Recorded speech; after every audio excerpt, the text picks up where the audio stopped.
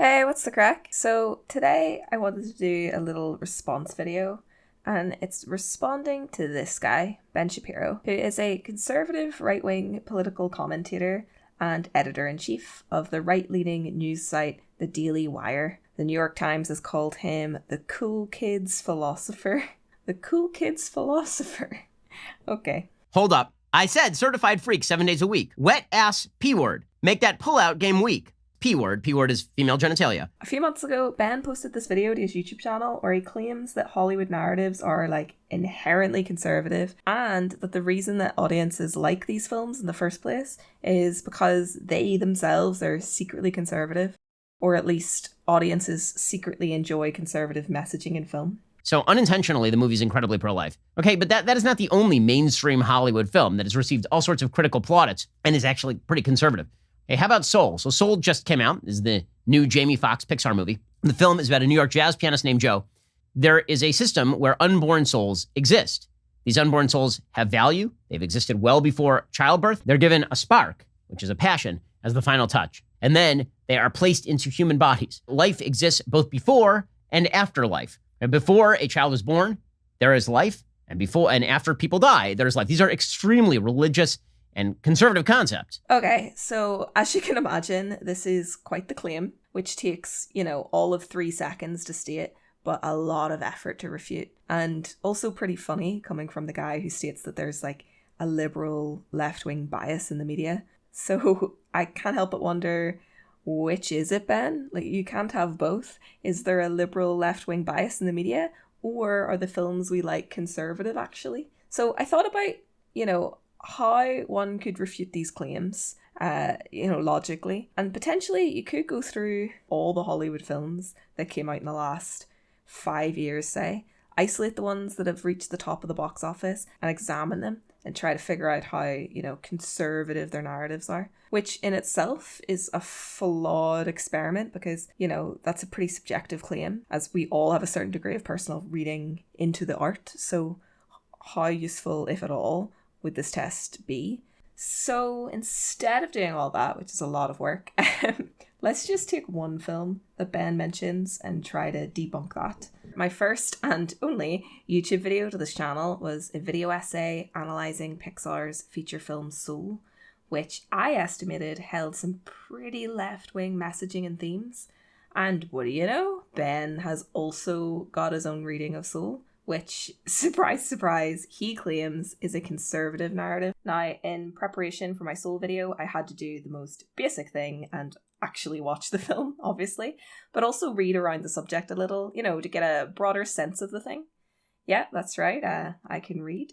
And listen, I don't want to become the Pixar's Soul defense channel, but I do think that there are points that Ben brings up in his interpretation of Soul that need to be addressed. And just because I've got my last Soul breakdown pretty fresh in my head, I think I can help build a pretty decent counter argument here. Because if it wasn't already obvious, I disagree with Ben on most matters really, but especially in regards to film analysis. So, welcome to the marketplace of ideas, Ben.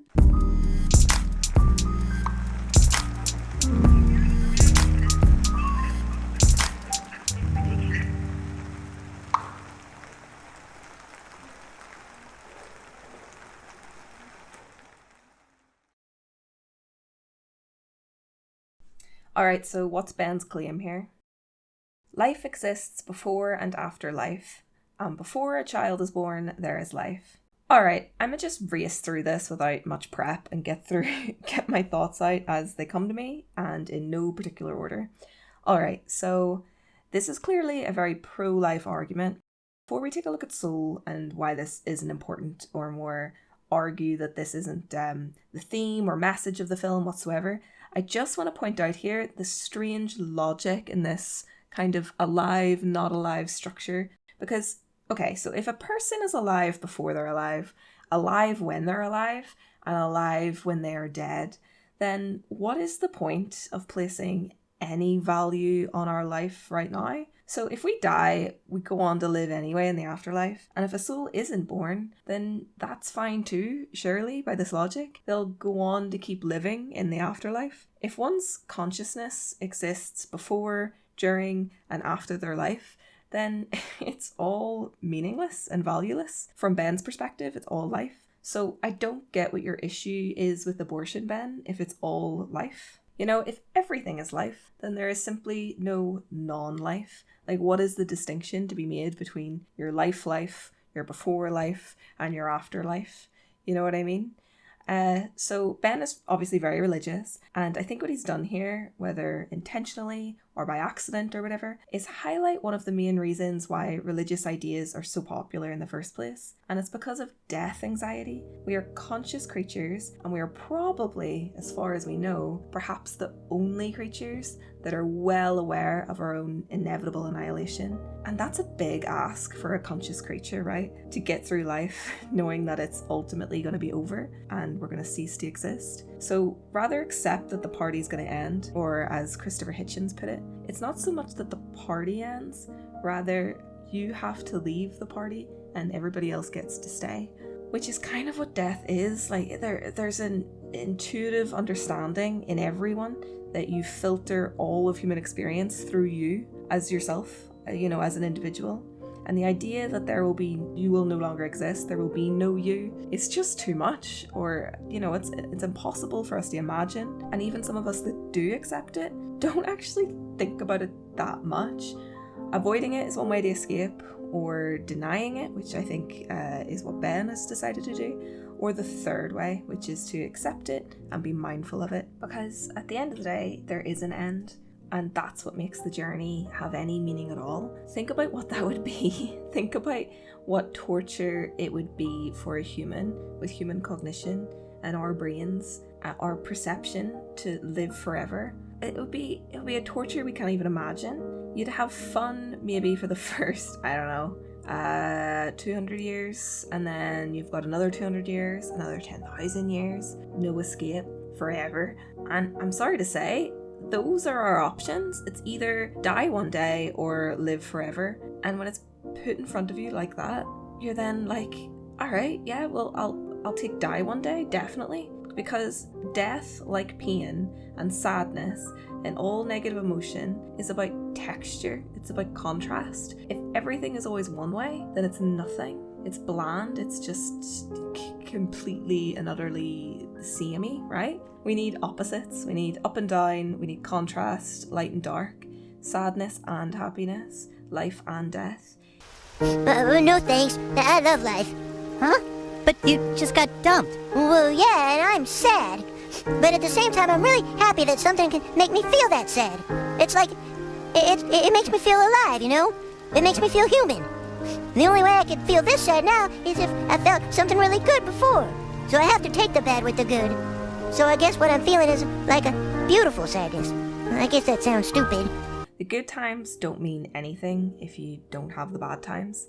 And to quote one of the best philosophers of our time, Dolly Parton, if you want the rainbow, you gotta put up with the rain. So what's happened here is, because of the fear of dying, because that's such a horrible thought, he's in denial, as many people are, and therefore the beliefs that follow are illogical, because logic has no jurisdiction here. This is pure emotion now. This is fear talking. So let's get back to soul here. Soul is a different beast. Soul isn't an assertion of beliefs. Soul isn't a religion or commentary on religion, on whether or not there is or isn't an afterlife. Soul isn't about religion. Soul is a thought experiment. What soul is saying is, well, if there was a before and afterlife, what would that mean and how would we act differently? You know, it's essentially saying, what can we learn if there was? What can we learn about the only life that we're certain does exist if those things were true? But this doesn't say anything about like actually believing in the before life pro-life, does it? It's not about that. It's about the principle of the thing and what we learn from this thought experiment. In the same way, we might think, ooh, my mum wouldn't be too happy if she saw me do that.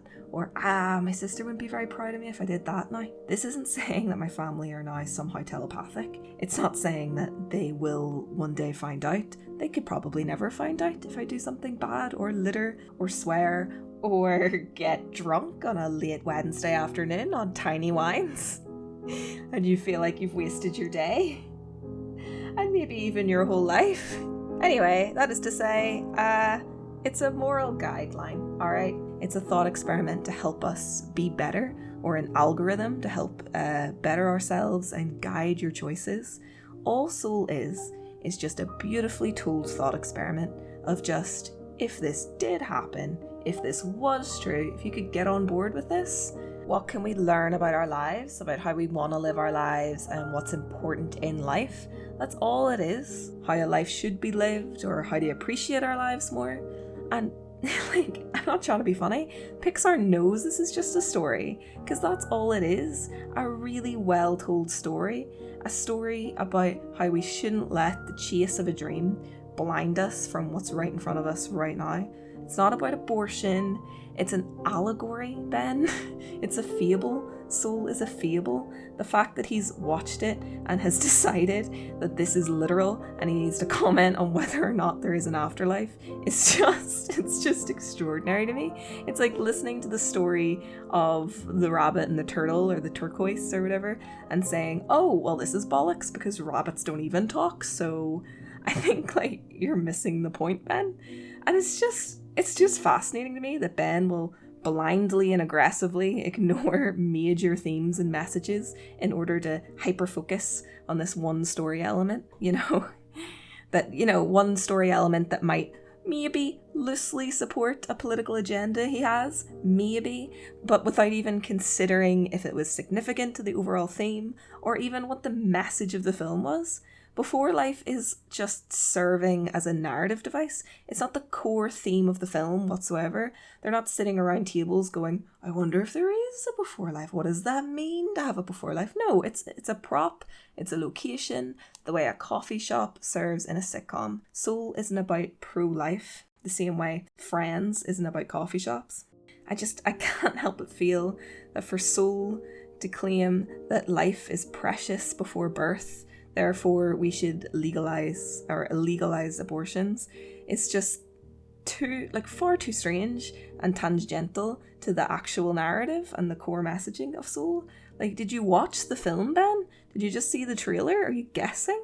And it's that kind of messaging isn't globally marketable, way too political. Even in a subtle, nuanced way, Ben's analysis of Soul, it's just not a widely appealing message, is it? And I think this is a common thing that people do.